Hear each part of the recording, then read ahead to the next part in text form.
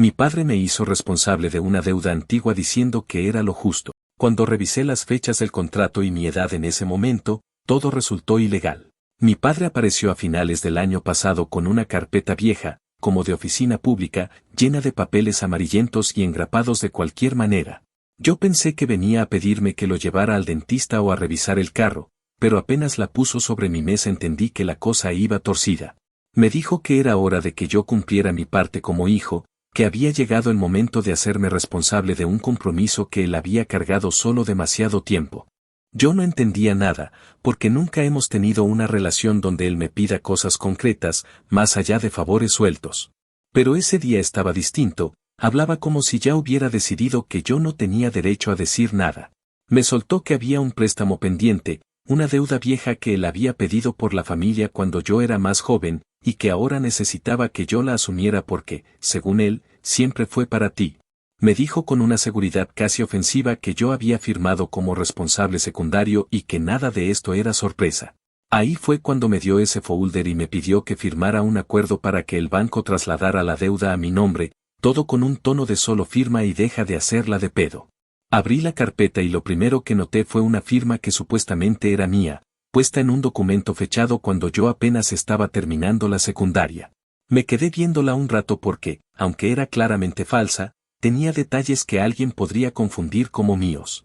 Me hervía la sangre mientras él hablaba detrás de mí con ese discurso de que un padre hace sacrificios y un hijo agradecido los honra.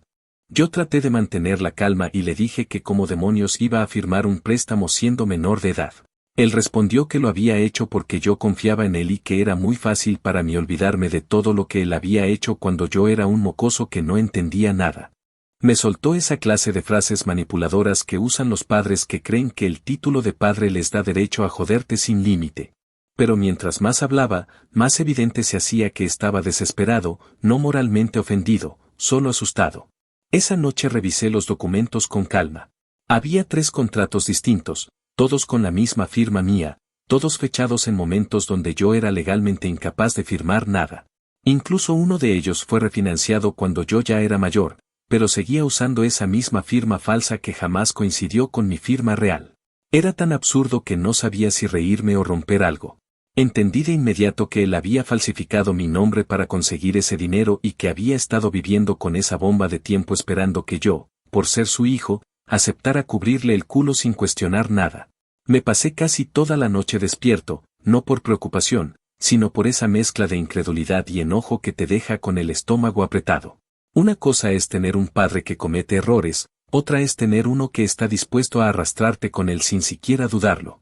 Al día siguiente busqué una consulta legal. Le expliqué al abogado lo que había visto y me pidió que le mostrara las fechas.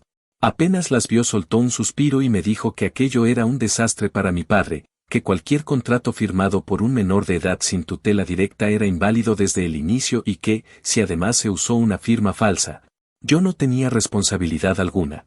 Me dijo que, dependiendo del ánimo del banco, podían investigar el caso como fraude, porque no era un simple error administrativo. Yo no sabía si quería llegar tan lejos. A pesar de todo, seguía siendo mi padre, pero también sabía que si no ponía un alto ahora él iba a seguir exprimiéndome cada vez que se metiera en un hoyo.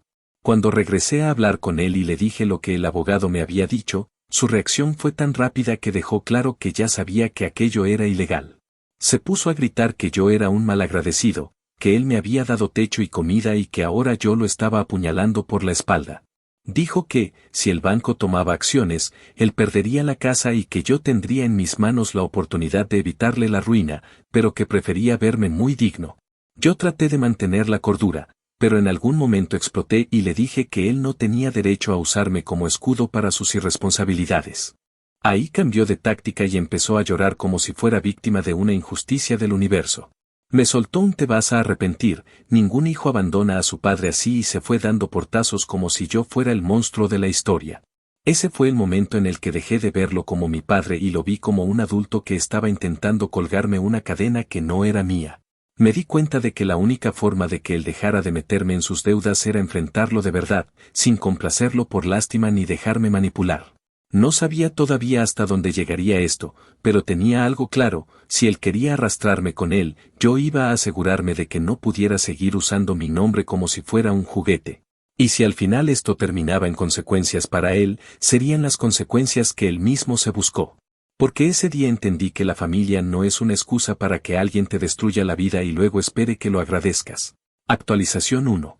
Pasaron unos días en los que traté de volver a mi rutina sin pensar demasiado en lo que había pasado. Pero era imposible dejar el asunto quieto porque cada vez que intentaba concentrarme en algo me venía a la mente la imagen del contrato con mi firma falsificada. Empecé a sentir un tipo de enojo más frío, menos explosivo y más constante, ese enojo que aparece cuando entiendes que alguien actuó con plena conciencia de que te estaba jodiendo y aún así siguió adelante. Para ese punto yo ya había tenido mi primera reunión informal con el abogado, pero decidí programar una segunda, más larga, para revisar bien todo el paquete de documentos. Quería tener claro hasta dónde llegaba el desastre y qué implicaciones podría tener para mí.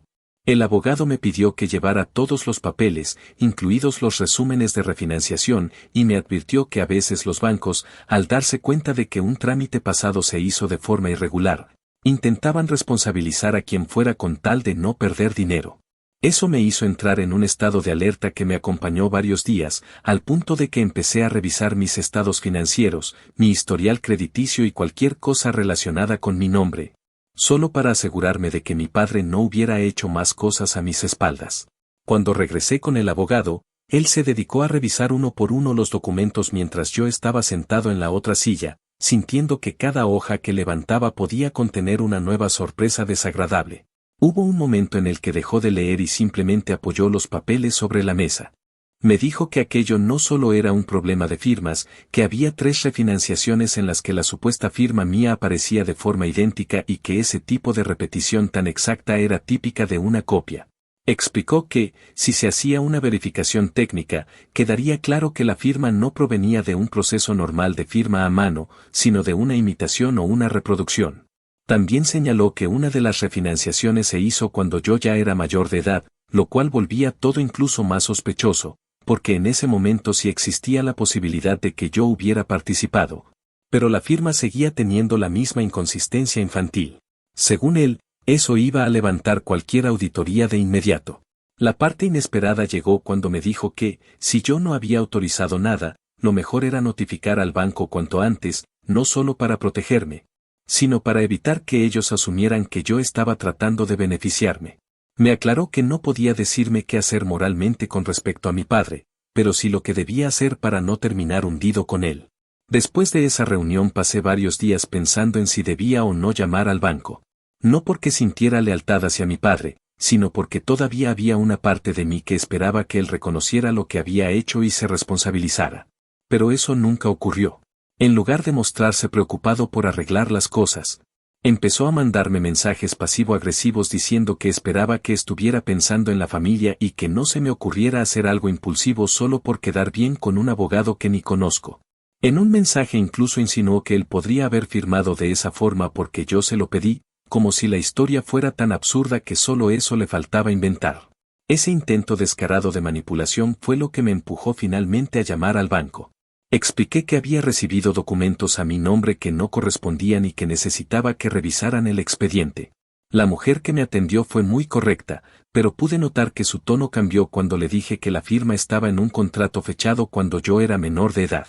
Me pidió que le enviara por correo electrónico una copia de mi identificación, mi fecha de nacimiento y fotos de los documentos. Esa misma tarde recibí una confirmación de que el caso había pasado al Departamento Interno de Investigación. Pensé que tendría al menos unos días de silencio antes de que algo explotara, pero no. Al día siguiente, a media tarde, mi padre llegó a mi puerta golpeando como si quisiera tirarla abajo. Cuando abrí lo encontré sudado, rojo y con esa expresión que tiene cuando está asustado pero quiere actuar como si estuviera indignado. Me preguntó si había hablado con el banco y cuando le dije que sí, que era mi derecho porque habían usado mi nombre sin permiso, empezó a gritar que lo había traicionado y que no tenía idea de lo que estaba haciendo. Dijo que el banco lo había llamado esa mañana, que estaban revisando la validez de los documentos y que lo habían tratado como si fuera un delincuente. Me acusó de destruirlo, de no valorar todo lo que él había hecho por mí, como si falsificar mi firma fuera parte de un sacrificio noble. Cada cosa que decía me confirmaba que no solo había falsificado la firma, sino que sabía perfectamente que eso podía reventarle en la cara. Pero igual decidió apostar a que yo sería demasiado tonto o demasiado dócil para enfrentar la situación. Cuando intentó forzar la entrada a mi casa, tuve que advertirle que llamaría a la policía. No pensé que llegaría a ese punto, pero la mirada que me dio fue tan agresiva que por primera vez me dio miedo. Eso lo detuvo y terminó alejándose mientras seguía gritando que yo era un ingrato. Apenas se fue, llamé a mi hermana para contarle lo ocurrido. Ella y mi padre no tienen una relación cercana porque él también la usó varias veces como escudo para sus problemas, pero su reacción me sorprendió. Me dijo que ella ya sospechaba que él había hecho algo así porque lo había visto manipulando papeles meses atrás, aunque no sabía que estaban a mi nombre. Me pidió que no retrocediera, que si yo me dejaba intimidar ahora, él iba a repetir el patrón una y otra vez sin límite. Esa conversación me ayudó a reafirmar la decisión de mantenerme firme, aunque eso significara un conflicto familiar que ya estaba demasiado avanzado para revertirse. A lo largo de esa semana el banco me llamó 2 veces más, esta vez para pedirme una declaración formal y para confirmar que yo nunca autoricé ninguna firma en esos documentos. Cada llamada de ellos era una mezcla de alivio y ansiedad porque, aunque sabía que estaba del lado correcto, también entendía que el resultado podía ser devastador para mi padre. Sin embargo, cada vez que dudaba, recordaba su rostro arrogante diciéndome que yo debía hacerme responsable de algo que nunca firmé y que jamás pedí.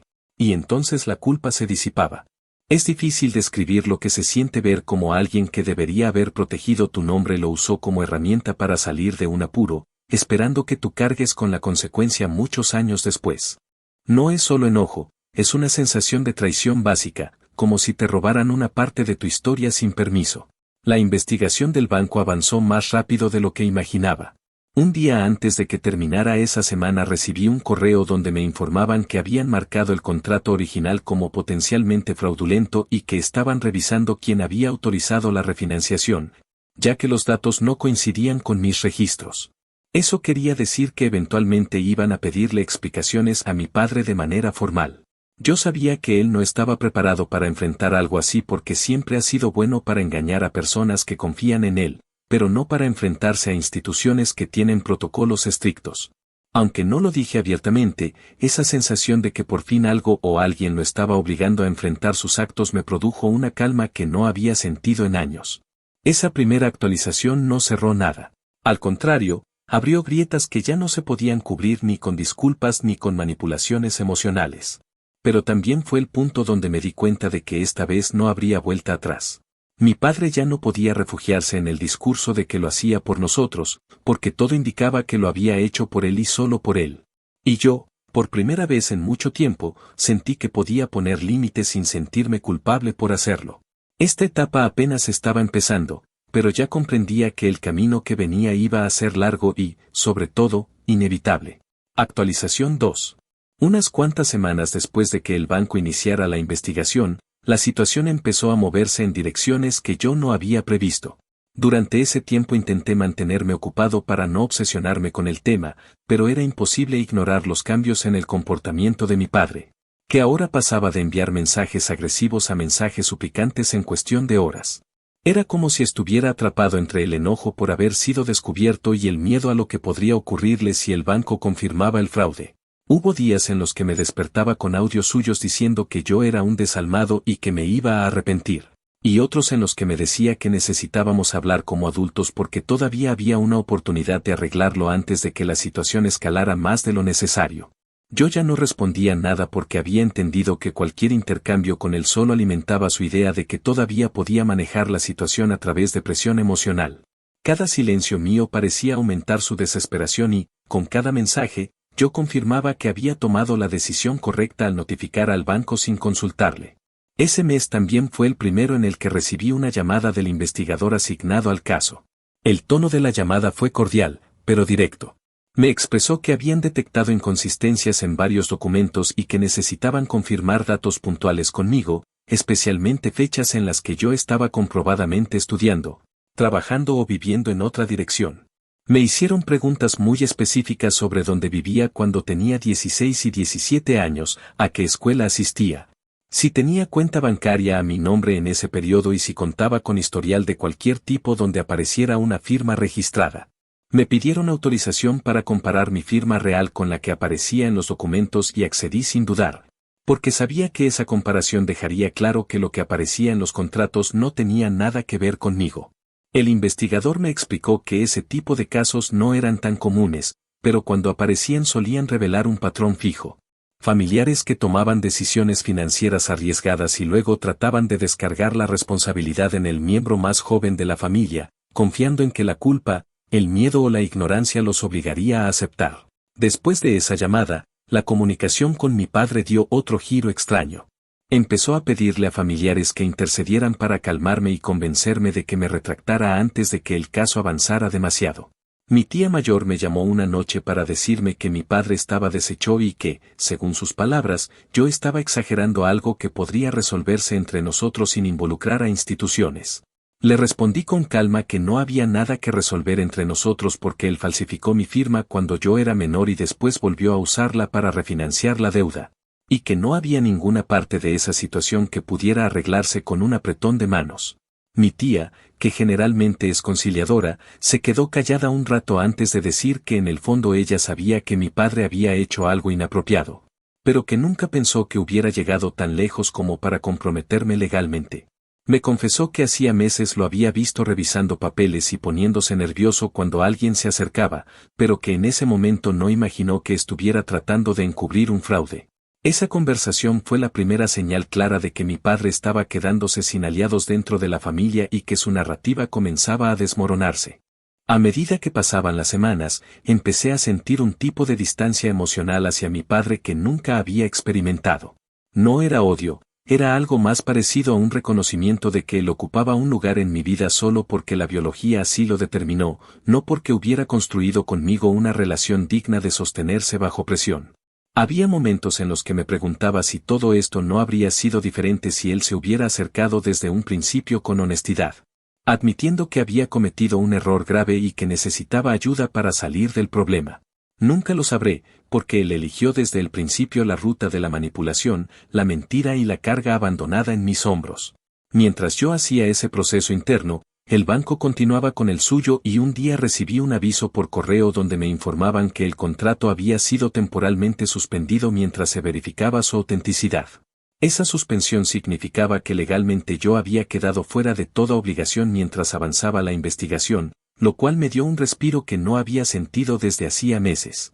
La noticia de la suspensión no tardó en llegar a mi padre porque, según su versión, el banco lo llamó para notificarle que el documento había sido bloqueado y que necesitaban que él presentara comprobantes adicionales de identidad y autorización. Esa llamada lo había dejado fuera de sí.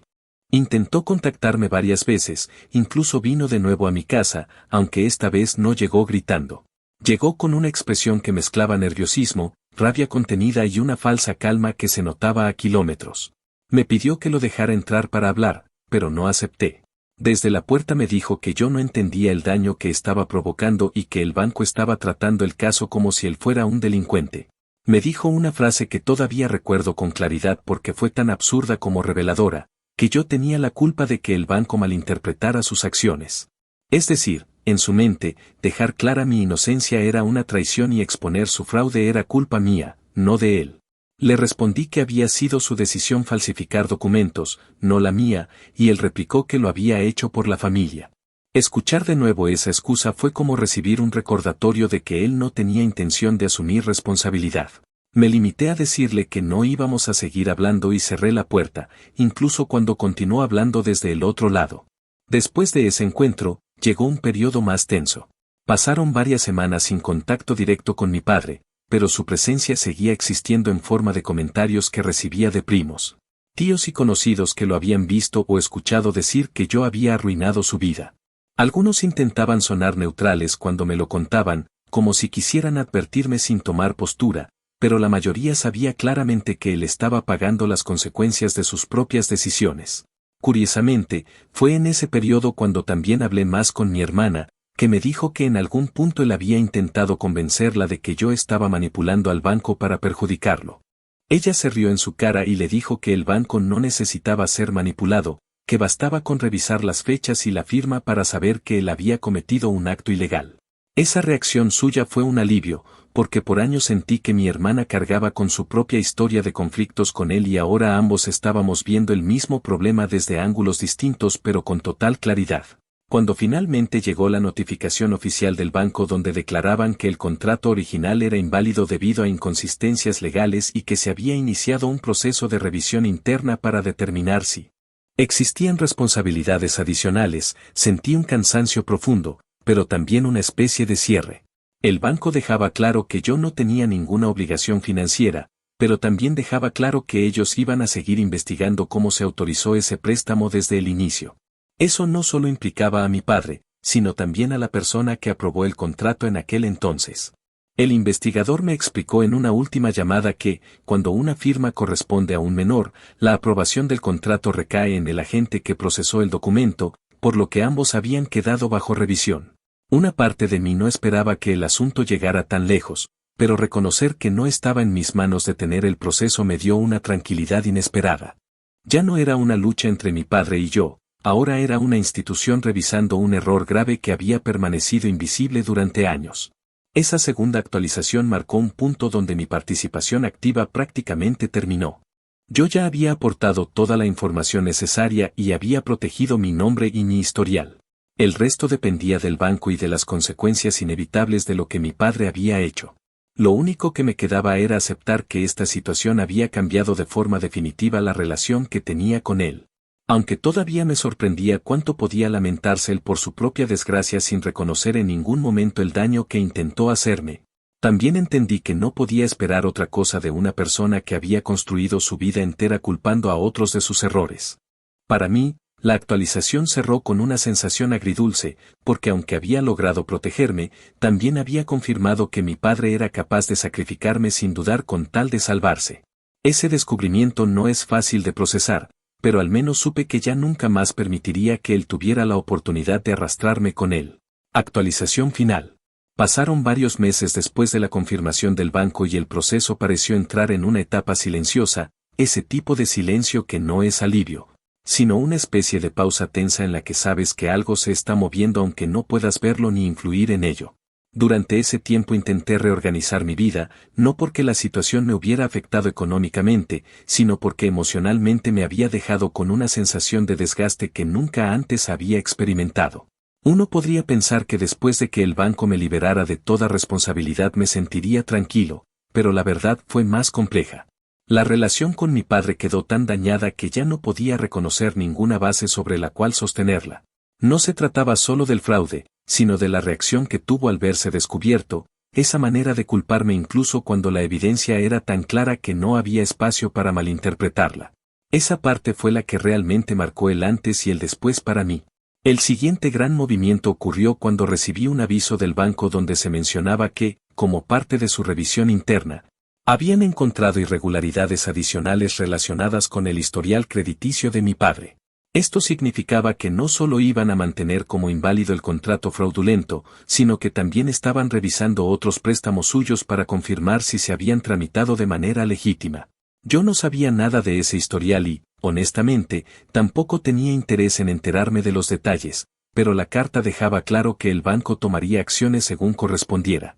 Ese fue el primer indicio formal de que las consecuencias para él serían mucho más severas de lo que yo había imaginado cuando todo esto empezó. El aviso incluía una frase que me dejó pensando varios días: la institución se reservaba el derecho de recuperar pérdidas por vías administrativas o judiciales.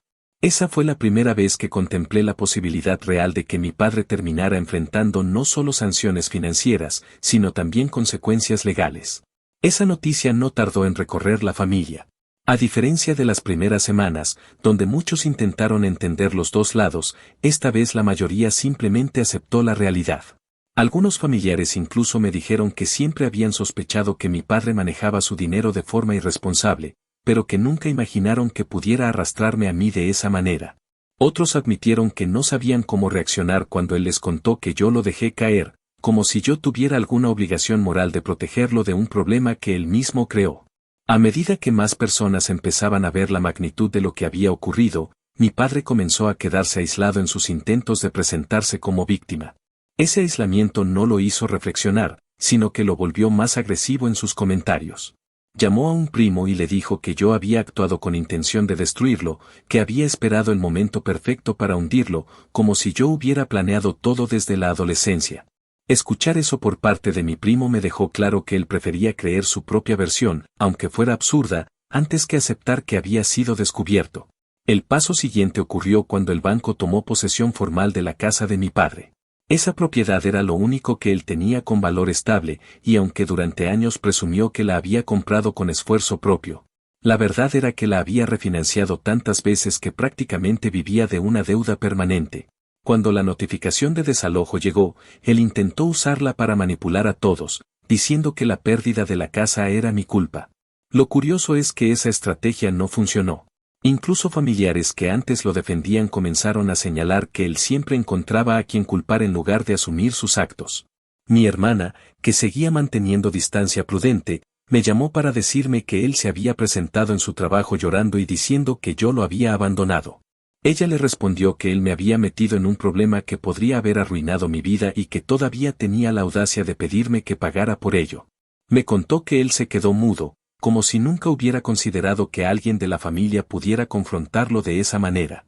A pesar de todo, no voy a negar que sentir la caída de mi padre me produjo emociones mezcladas. No alegría, pero sí una especie de alivio extraño, como si finalmente estuviera ocurriendo algo que debía pasar para que él dejara de ver a los demás como herramientas de uso personal. Aún así, hubo un par de noches en las que me sorprendí preguntándome si había algo que yo pudiera haber hecho distinto, aunque sabía perfectamente que esa pregunta no tenía sentido. Uno puede sentir lástima y aún así entender que no es responsable de evitar que otra persona enfrente las consecuencias de sus propios actos. Esa dualidad se volvió parte de mi rutina por un tiempo. No quería que él terminara en la calle, pero tampoco iba a responsabilizarme por su situación actual. Yo no tenía por qué sacrificar mi estabilidad para proteger a alguien que no dudó en ponerla en riesgo sin consultármelo. Finalmente, llegó el desalojo. No estuve presente, pero mi hermana pasó cerca esa mañana y me contó lo que vio. Me dijo que él estaba afuera, sentado en una silla plegable, viendo cómo sacaban cajas y muebles viejos. Al parecer no hizo escándalo, solo se quedó observando con una expresión vacía. Escuchar esa descripción me afectó más de lo que esperaba. No porque sintiera culpa por lo que estaba pasando, sino porque confirmé que él nunca creyó que algo así pudiera ocurrirle. Vivió tantos años evitando asumir consecuencias que llegó a convencerse de que nunca le tocaría pagar por nada. Ese día marcó su caída más evidente, no solo económica, sino emocional. Terminó viviendo en un pequeño departamento que un primo consiguió a bajo costo. No era un mal lugar, pero definitivamente era un retroceso enorme comparado con su manera de vivir en los últimos años. El último encuentro directo que tuve con él fue breve y desagradable. Me llamó unas semanas después del desalojo y, en un tono que intentaba sonar calmado, me pidió que hablara con el banco para retirar mi declaración. Le dije que eso no era posible y que, aunque lo fuera, no pensaba hacerlo. Entonces cambió de actitud y comenzó a insultarme como al principio, diciendo que yo había destruido a la familia y que me iba a arrepentir. Lo escuché sin responder hasta que dejó de hablar y solo entonces le dije que no íbamos a volver a discutir ese tema. Le expliqué que había tomado sus decisiones sin considerar las consecuencias y que ahora debía enfrentar el resultado. Él reaccionó como tantas veces antes, negando cualquier responsabilidad y diciendo que yo era la única persona que podía rescatarlo. Le respondí que nunca más iba a cargar con algo que no era mío y terminé la llamada. Con el paso de los meses, la distancia entre nosotros dejó de sentirse como una herida abierta y se convirtió en una separación definitiva. Ya no espero que él cambie, ni que entienda, ni que un día reconozca lo que hizo.